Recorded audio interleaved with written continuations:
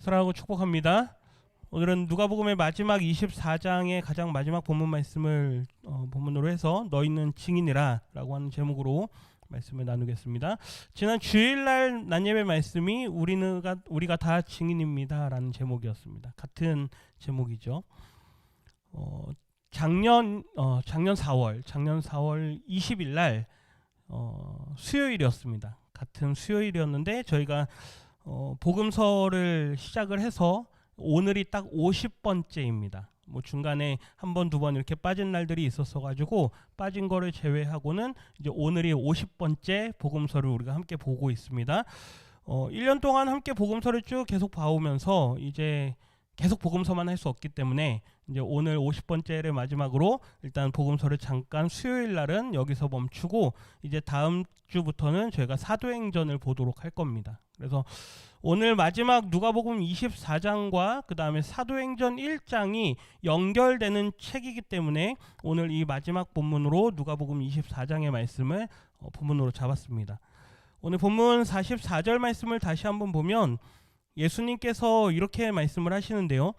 또 이르시되 너희가 함께 있을 때에 너희에게 말한 바 하면서 내가 그동안 너희와 함께 있을 때, 지금 예수님은 부활하신 다음입니다. 이미 부활하셨습니다. 부활하신 그 예수님께서 이제 마지막 승천하시기 직전에 제자들에게 하시는 말씀입니다.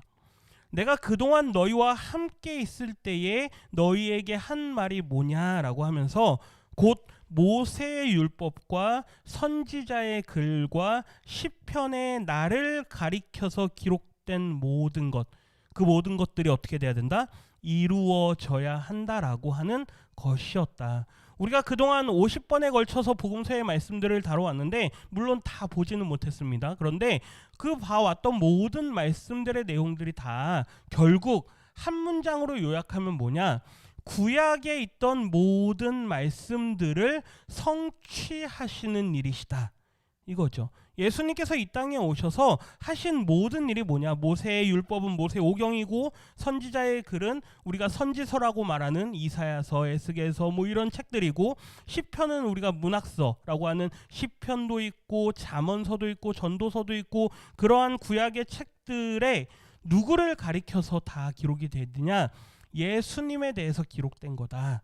그리고 그 모든 것들이 다 뭐에 된다? 이루어져야만 한다라는 게 예수님께서 마지막으로 제자들에게 하시는 말씀입니다.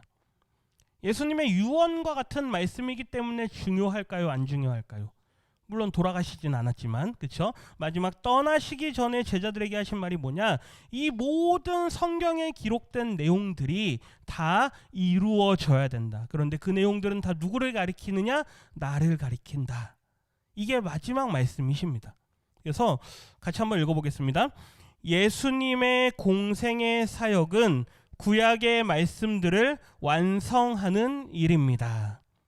이렇게 정리가 되는 거죠. 예수님의 공생애 3년 반 동안에 제자들과 함께 사역했던 이 모든 일들이 결국 구약에 기록된 말씀들을 뭐 하시는 거냐? 완성하시는 것이다. 우리는 복음서를 읽을 때 그리고 복음서를 마치면서 예수님의 그동안의 모든 사역들의 목적이 뭐였냐? 예수님께서 왜 귀신을 내쫓으시고 왜 병자를 고치시고 왜 오병이어 사건을 일으키시고 왜 그 많은 말씀들과 그 모든 일들을 행하셨느냐?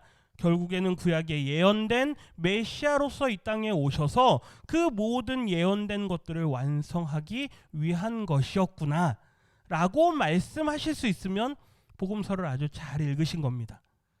그런데 복음서를 읽으시면서 자꾸 기적 이야기만 이야기하고 어떤 능력 행하는 것만 이야기하고 나도 왠지 그런 능력을 행할 수 있을 것 같고 이제 그렇게 성경을 읽으시면 자꾸 신비주의로 빠지게 됩니다. 은사 위주로 가게 되죠. 예수님께서 기적을 행하신 것도 목적이 있습니다. 무엇을 위해서? 구약의 말씀들을 성취하기 위해서. 복음서를 마무리하면서 우리는 예수님의 모든 사역들은 구약의 말씀들을 몸으로 이루시는 일이었구나. 이렇게 말씀하실 수 있어야 되는 거죠. 예수님의 시작도 그랬습니다. 누가복음 16장에 보면 예수님께서 처음 사역을 시작하실 때, 세례를 받으시고 이제 공생애를 시작하실 때 가장 첫 번째 설교의 말씀이 누가복음 4장에 기록되어 있습니다. 우리 4장 16절부터 몇 구절 말씀을 같이 한번 읽어보겠습니다. 예수께서 그 자라나신 곳 나사렛에 이르사 안식일에 늘 하시던 대로 회당에 들어가사 성경을 읽으려고 서심해. 늘 하시던 대로 안식일에 이제 회당에 들어가십니다. 그리고 뭐 하십니까? 성경을 읽으십니다. 17절 같이 읽습니다. 선지자 이사야의 글을 들이거늘 책을 펴서 이렇게 기록된 데를 찾으시니 곧 주의 성령이 내게 임하셨으니 이는 가난한 자에게 복음을 전하게 하시려고 내게 기름을 부으시고 나를 보내사 포로된 자에게 자유를 눈먼 자에게 다시 보게 함을 전파하며 눌린 자를 자유롭게 하고 주의 은혜의 해를 전파하게 하려 하심이라 하였더라. 아멘. 구약의 이사야에 기록되어 있는 말씀을 펴셔서 그 말씀을 읽으십니다. 우리가 너무나도 잘 알고 있는 말씀이죠. 그러면서 그 뒤에 하시는 말씀이 뭐냐? 21절이죠. 같이 읽어봅니다. 이에 예수께서 그들에게 말씀하시되 이 글이 오늘 너희 귀에 응하였느니라 하시니, 공생애를 시작하시면서 가장 첫 번째 성경을 읽으시고 사역을 시작하시면서 하신 말씀이 이 모든 이사야의 예언된 말씀이 오늘 이루어졌다. 그것을 위해서 내가 이 땅 가운데 왔다라고 말씀하시면서 시작하십니다. 그러면 이제 앞으로 예수님이 승천하실 때까지 많은 이야기들을 우리가 그동안에 다 봐왔는데 그 모든 것들은 결국 이 구약에 예언된 말씀들을 이루시는 일을 행하셨다라고 우리가 말할 수 있어야 된다라는 것이죠. 복음서는 한 인물의 어떤 일대기를 그린 게 아닙니다. 어떤 한 인물의 자서전과 같은 책이 아닙니다. 간혹가다 이제 예전에 이제 여러 신학자들 중에 예수님의 신성을 다 부정하면서 예수님이 하신 말씀만 성경에서 뽑아가지고 마치 예수의 어록집처럼 그렇게 말하는 학자들도 있었습니다. 아니죠. 그렇죠? 예수님의 신적인 행함, 신성이 나타나는 부분 또한 무엇을 위한 것이냐? 구약의 모든 말씀들을 이루시기 위한 것이다. 그리고 완전한 인간으로서 인간의 모습을 보여주시는 모습 또한 구약의 말씀을 이루시기 위한 것이다. 그래서 앞서 읽은 것처럼 모세의 율법과 선지자의 글과 시편의 나를 가리켜 기록된 모든 것이 이루어져야 하리라. 내가 지금까지 너희에게 전한 이 모든 말씀들이 이것이었다라고 말씀하시죠. 그러면서 뒤에 한번 더 보십시오. 45절 말씀에 보면 이렇게 말씀합니다. 같이 읽습니다. 이에 그들의 마음을 열어 성경을 깨닫게 하시고, 예수님께서 그들의 마음을 열어주십니다. 여기서 열어주신다는 얘기는 말씀을 이해할 수 있도록 도우신다는 얘기입니다. 성경을 깨닫게 하시고, 여기에 있는 이 성경이 뭘까요? 1번 구약 성경이다. 2번 신약 성경이다. 몇 번일까요? 아닙니다. 아직 신약 성경이 없을 때입니다. 예수님 당시에는 뭐만 있었죠? 구약 성경만 있었습니다. 그래서 성경을 깨닫게 하셨다는 얘기는 구약 성경에 기록된 모든 예언의 말씀들, 이 모든 말씀을 다 누구를 가리키느냐? 예수님을 가리키고 있다는 걸 그들로 하여금 다시 한번 깨닫게 하십니다. 한번 생각해 보십시오. 성경을 기록한 사람은 다 있습니다. 창세기부터 모세오경은 누가 기록했습니까? 모세가 기록했습니다. 그리고 각각의 책들은 또 기록한 저자들이 다 있습니다. 그런데 우리는 성경을 기록한 사람을 저자라고 하지 않습니다. 기자라고 합니다. 기록한 사람. 그래서 성경 기자.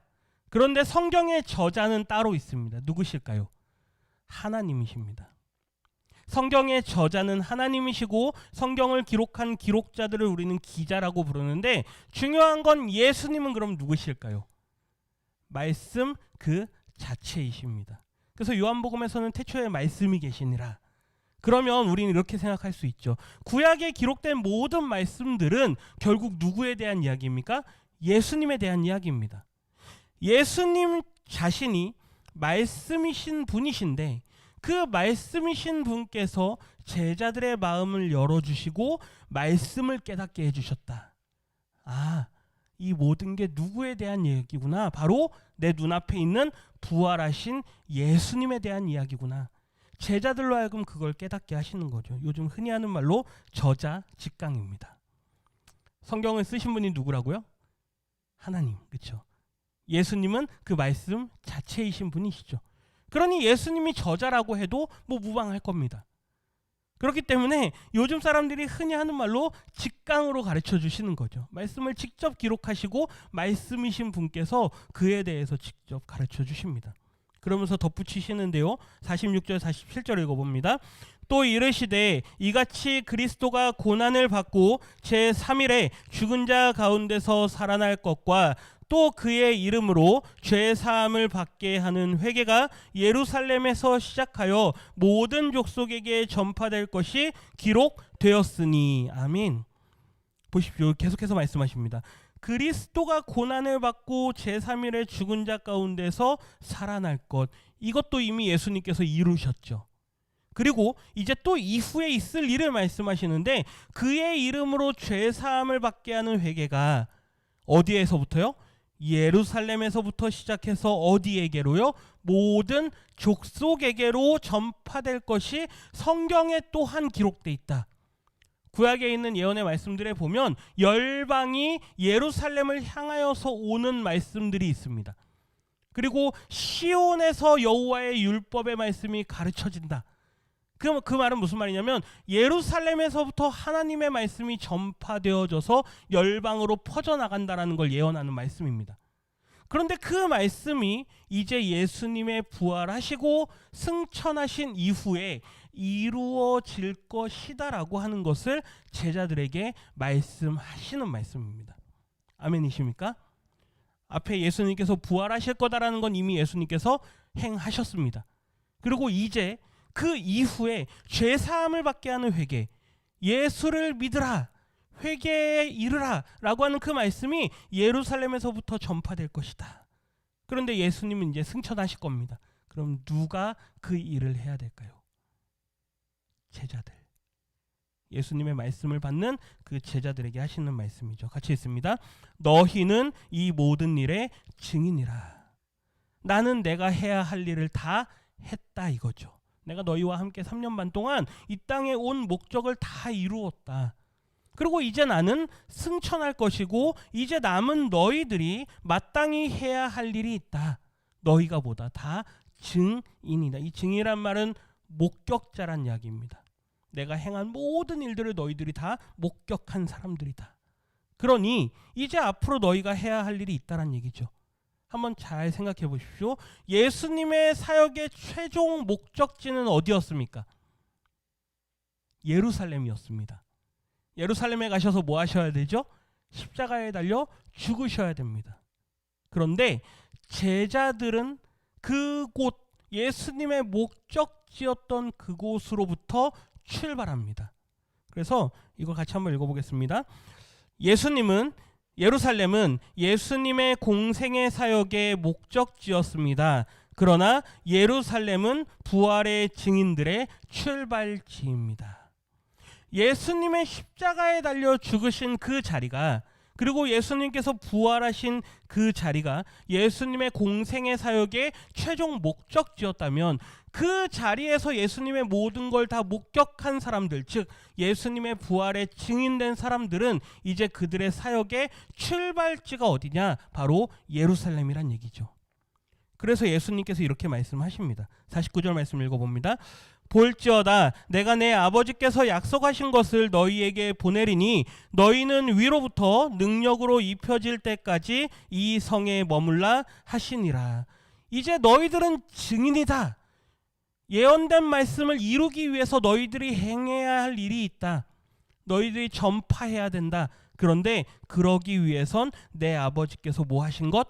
약속하신 것, 즉 성령을 보내실 것인데 그 성령을 너희가 반드시 받아야만 한다. 그 성령을 받기까지 어디를 떠나지 마라? 이 예루살렘을 떠나지 마라. 예루살렘이 굉장히 중요한 이유입니다. 예수님께서 모든 사역을 완성하신 장소이면서 동시에 예수님의 복음 전파의 사역이 시작되는 곳이죠.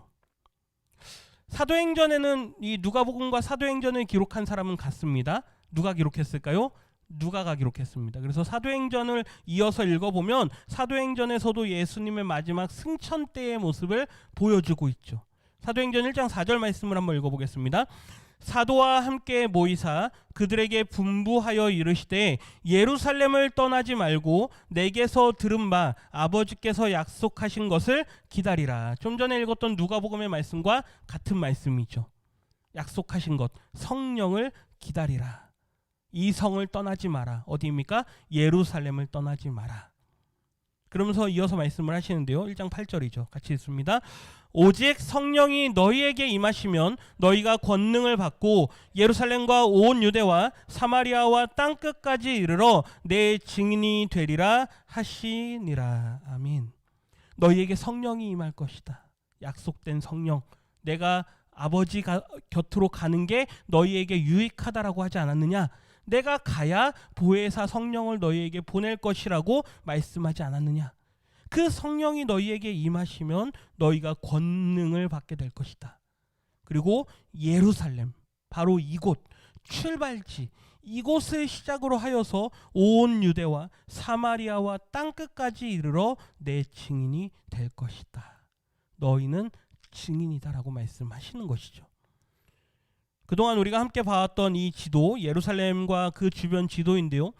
예루살렘은 그냥 하나의 성입니다. 우리로 하여금 시, 도시 정도 되겠죠.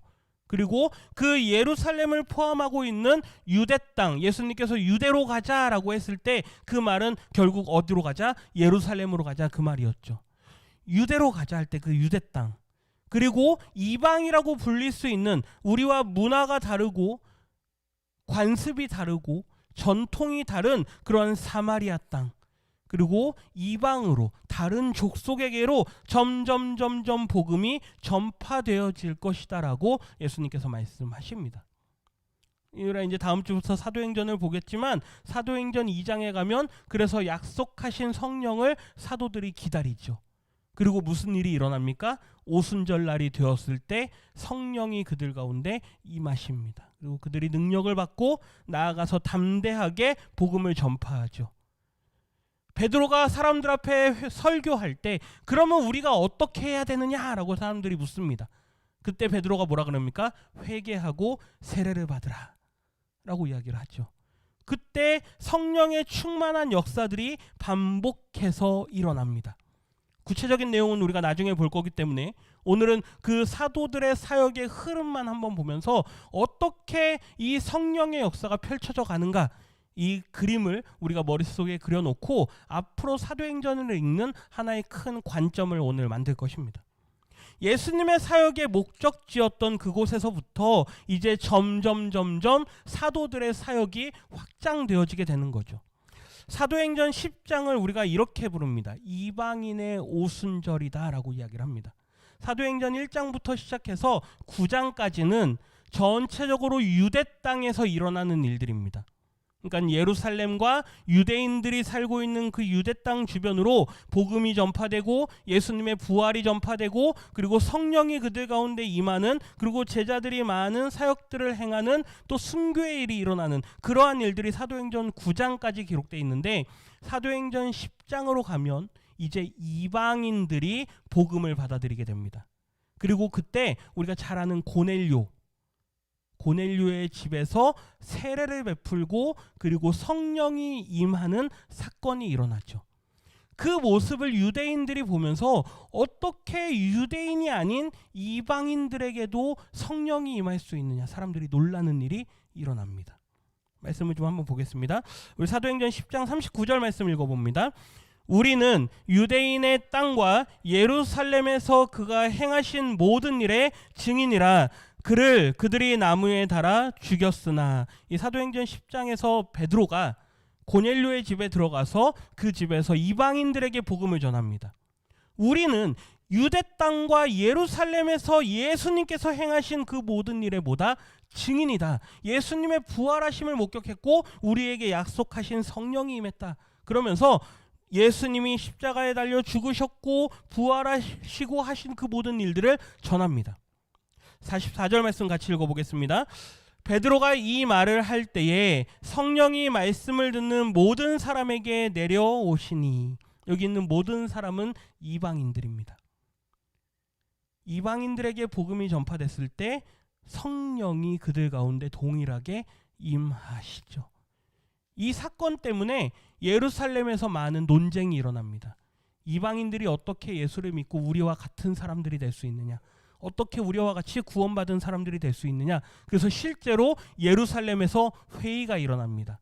예수님의 제자들, 사도들, 교회의 지도자들이 모여서 이렇다 저렇다 막 토론을 합니다. 그리고 그때 베드로가 그 자리에서 아니다, 저들에게도 믿음으로 구원받는 은혜가 선포되었다 라고 해서 이방인들에게도 이제는 복음을 전해야 되고, 예수님의 말씀과 같이 예루살렘과 온 유대와 사마리아와 땅끝까지 이르러 복음을 전해야 된다라는 걸 결정하게 됩니다. 사도행전 10장 45절 말씀 같이 읽어보겠습니다. 베드로와 함께 온 할례 받은 신자들이 이방인들에게도 성령 부어주심으로 말미암아 놀라니. 이방인들에게 성령이 임한 이 사건, 이 오순절과 같은 이 이방인의 오순절 사건으로 인해서 이제 이방으로까지 복음을 전하는 그러한 역사가 시작이 되는 것이죠. 그리고 이제 그 뒤이어서 우리가 잘 아는 누가 등장합니까? 사도 바울이 등장합니다. 사도 바울이 1차, 2차, 3차 그리고 로마로까지 다니는 그 복음을 전하는 그 모든 사역들을 감당하죠. 그런데 사도 바울은 유대인들에게도 열심히 복음을 전하려고 했지만 유대인들은 사도 바울의 말씀을 받지 않습니다. 나도 유대인이다, 나도 당신들과 같은 혈통이기 때문에 내 민족이, 내 고륙이 나와 같이 예수를 믿고 구원받기를 원한다라고 이야기를 하죠. 그런데 그들이 받아들이지 않습니다. 그래서 나는 이제 어디로 가노라? 이방으로 가겠다라고 해서 사도 바울이 이방 땅을 향하죠. 로마서 15장에 보면 그의 모든 사역의 마지막을 정리하는 내용들이 기록되어 있습니다. 로마서 15장 18절 같이 한번 읽어보겠습니다. 그리스도께서 이방인들을 순종하게 하기 위하여 나를 통하여 역사하신 것 외에는 내가 감히 말하지 아니하노라. 그 일은 말과 행위로, 계속했습니다. 표적과 기사의 능력으로, 성령의 능력으로 이루어졌으며 그리하여 내가 예루살렘으로부터 두루 행하여 일루리곤까지 그리스도의 복음을 편만하게 전하였노라. 아멘. 다시 보십시오. 내가 그리스도께서, 예수님께서 마지막 떠나실 때 하신 말씀이 뭐였냐? 예루살렘과 온 유대와 사마리아와 땅끝까지 이르러 복음이 전해져야 된다라고 말씀하지 않았냐? 그리스도께서 이방인들을 순종하게 하시기 위해서 누구를 선택하셨느냐? 나를 선택하셨다. 그래서 나의 말과 행위로, 그리고 표적과 기사와 능력으로, 그리고 하나님께서 성령의 역사를 보여주셔서 지금까지 나로 하여금 이방인들에게 복음을 1차, 2차, 3차에 걸쳐서 다닐 수 있게 하셨다. 이 로마서는 마지막 로마로 가기에 앞서서 내가 이제 로마로 가서 당신들을 보고 싶습니다 라고 하면서 쓴 편지입니다. 그러니까 그의 지금까지의 모든 사역의 내용들이 종합적으로 기록되어 있죠. 빨간색 글씨 한번 보십시오. 어디로부터요? 예루살렘으로부터. 내가 그 출발지인 그곳, 물론 사도 바울이 파송받은 곳은 시리아의 수리아에 있는 안디옥입니다. 안디옥으로부터 파송을 받았지만 사실 사도 바울은 그의 모든 사역들을 예루살렘을 기점으로 해서 돌아다닙니다. 내가 예루살렘으로부터 해서 두루 행하여 일루리곤까지 그리스도의 복음을 편만하게 전파하였다. 한번 지도를 한번 보십시오. 오른쪽 끝에 보시면 예루살렘으로 빨간색 글씨가, 빨간색 박스가 하나 있을 겁니다.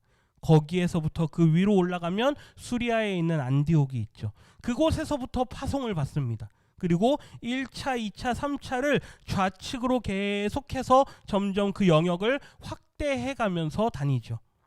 일루리곤이 어디 있습니까? 저 위에 로마 옆에 있습니다. 그래서 내가 일루리곤까지 3차 전도 여행을 통해서 다녀왔다라고 이야기를 하는 거죠. 복음을 확장하는 그 사역, 온 유대와 사마리아와 땅끝까지 이르러 이 모든 일들을 내가 그동안에 계속해서 감당해 왔다라고 이야기를 하는 것이죠. 여기까지 보면 이제 우리는 사도행전을 다 보게 되는 겁니다. 이미 사도행전 다 보셨습니다. 우리가 성경을 이야기할 때 성경에서 시대를 구분을 합니다. 오늘 요거까지만 보고 마치도록 할 건데요. 한번 보십시오. 좀 어렵지만 구약 성경부터 보면 하나님께서 세상을 창조하셨던 창조의 시대가 있습니다. 창세기 1장부터 11장 아브라함이 등장하기 전까지를 우리는 창조의 시대다라고 이야기를 합니다. 그리고 아브라함이 나오는 12장부터 이제 50장까지의 말씀들을 족장들의 시대다라고 이야기를 합니다. 아브라함이 족장이었고 그의 자손들이 다 족장들이었습니다. 그리고 모세가 등장하는 출애굽, 그리고 여호수아가 이끄는 여리고 정복하고 가나안 땅을 정복하는 그 모든 일들을 출애굽 시대라고 이야기를 합니다. 그리고 가나안 땅에 들어가서 이스라엘 백성들이 사사들의 통치를 받던 죄가 반복되어지는 그러한 시대, 사사시대. 그리고 다윗이 등장하면서 통일왕국을 이루고 여러 왕들이 등장하는 시대, 왕국시대. 그러다가 왕국이 분열되어지다가 나중에 멸망하게 되고 포로로 끌려가고 포로 기간이 지난 후에 포로에서 돌아오는 시대. 그리고 예수님께서 오시기까지 하나님의 말씀이 없는 중간 시대. 이렇게 해서 여러 시대들이 있는데 예수님이 오신 그 시기를 우리는 공생의 기간이라고 이야기를 하고 예수님께서 부활하신 이후 오순절 성령이 임하시고 예루살렘에 교회가 세워진 그 시대를 시작으로 교회 시대다라고 이야기를 합니다. 그런데 그 교회 시대의 가장 핵심적인 역할은 누구냐? 성령님이시죠. 그래서 성령 시대다라고도 이야기를 합니다. 그런데 성령께서 오신 이유가 뭐냐? 지난 주일날도 말씀드렸는데요. 성령께서 우리에게 오신 이유는 우리로 하여금 부활의 증인이 되게 하기 위해서. 그래서 선교의 시대다라고 이야기를 합니다. 2000년 전 예루살렘의 교회가 세워지고 지금에 이르기까지 우리는 계속해서 교회의 시대를 살고 있습니다. 그리고 성령의 시대를 살고 있고 선교의 시대를 살고 있습니다. 제가 이걸 보여드리는 이유는 뭐냐?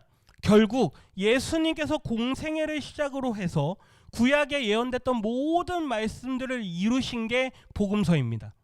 우리는 복음서의 말씀을 지금까지 쭉 다 봐왔죠. 물론 다 보진 못했지만 그 복음서의 모든 내용들은 결국 구약에 예언됐던 말씀들, 예수님이 오시기 직전 시대까지 예언됐던 그 모든 말라기까지 이루어졌던 그 모든 말씀들을 예수님께서 이루신 겁니다. 그리고 제자들에게 너희들이 이 모든 성취된 것들을 보지 않았느냐? 그리고 성령께서 너희에게 임하실 것이고 이제 너희들이 나아가 부활의 증인이 되어라 라고 말씀하셨던 그 말씀을 지금 계속해서 이루어 가고 있는 중이다라고 하는 것이죠. 그래서 오늘 말씀의 제목이 너희는 증인이라 라고 말씀하시는 겁니다. 이 말은 당시 예수님의 말씀을 들었던 사도들에게만 해당되는 말씀이 아닙니다. 오늘 지금 교회의 시대, 성령의 시대, 선교의 시대를 살아가고 있는 우리에게까지 계속해서 하시는 말씀입니다. 그렇기 때문에 오늘 예수님은 이 자리에 안 계시지만 2000년 전 예수님께서 제자들에게 하셨던 그 말씀, 그리고 그 시간, 그 장소에 누가 함께 있는 겁니까? 우리가 함께 있는 겁니다. 성령께서 오늘 우리에게 말씀하십니다. 너희는 증인이다. 나가서 예수님의 복음을 전하라. 그동안 우리가 복음서를 50번이나 봤습니다. 그 말은 예수님께서 행하신 모든 사역을 적어도 몇 번은 봤다는 얘기입니까? 50번은 봤다는 얘기입니다. 간접 경험을 해도 아주 우리는 많이 한 거죠. 이제 그 경험들을 나의 지식으로 쌓지 말고 나의 어떤 내세울 걸로 쌓지 말고 예수님을 인격적으로 알고 그분이 어떠한 분인지를 우리가 깨달았다면 이제 나가서 증인으로 살아라고 말씀하시는 것이죠. 다음 주부터 사도행전을 볼 겁니다. 그러면 사도행전을 보면 우리는 뭘 우리의 삶에 계속해서 보게 될까요? 과연 나는 사도들처럼 순교의 자리까지 나아갈 수 있는가? 과연 나는 저렇게 핍박을 받으면서 복음을 전하는 그러한 삶을 살아가고 있는가? 과연 나는 저렇게 어려운 환경 속에서도 저렇게 열심히 복음을 전하는 저들을 따라가고 있는가? 주님께서 우리에게 명령하신 이 명령의 말씀, 사명의 말씀을 나는 잘 지키며 살아가고 있는가? 끊임없이 우리 각자 자신들에게 물어보게 될 것입니다. 그동안 복음서의 말씀들을 함께 봐왔는데 이 예수님의 모든 하신 말씀과 예수님의 삶을 우리의 삶 속에 늘 기억하시면서 주님을 더욱더 가까이 모시고 따라가는 우리 모든 성도님들이 되시기를 주님의 이름으로 축원합니다. 기도합니다. 하나님 감사합니다. 그동안 50번에 걸쳐서 우리가 복음서의 말씀들을 함께 볼 수 있도록 우리에게 모든 환경과 여건을 허락하시고 하나님의 귀한 말씀을 허락하시니 참으로 감사합니다. 이 기록된 말씀을 통해서 하나님의 은혜를 깨닫게 하시고 예수님께서 행하신 그 모든 일들을 또한 말씀을 통해 보게 하시며 이제 성령께서 우리 안에 임하셔서 그 모든 예수님의 행하신 일들을 주님 깨닫고 이제 우리에게 명령으로 주신 그 사명 복음의 증인이다라고 말씀하신 그 말씀을 또한 듣게 하시니 참으로 감사합니다. 부활의 증인이요 예수님의 모든 사역의 주님 증인으로서 이제 우리가 세상에 나아가 우리의 삶의 영역들마다 우리가 만나는 사람들에게 우리와 관계하는 모든 사람들에게 예수님의 부활의 증인으로 살아갈 수 있는 은혜를 허락하여 주시옵소서. 이제 이를 더 구체화하기 위해서 우리가 다음 주부터 사도행전을 함께 보게 됩니다. 하나님 우리에게 또한 말씀의 지혜를 더하여 주시고 하나님께서 성령을 보내주셔서 이 교회의 시대, 성교의 시대, 성령의 시대를 어떻게 이끌어 가시는지 역사 속에서 분별하게 하시고 바라보게 하시고 깨달을 수 있는 은혜를 우리에게 허락하여 주시옵소서. 감사드리며 예수님의 이름으로 기도드립니다. 아멘.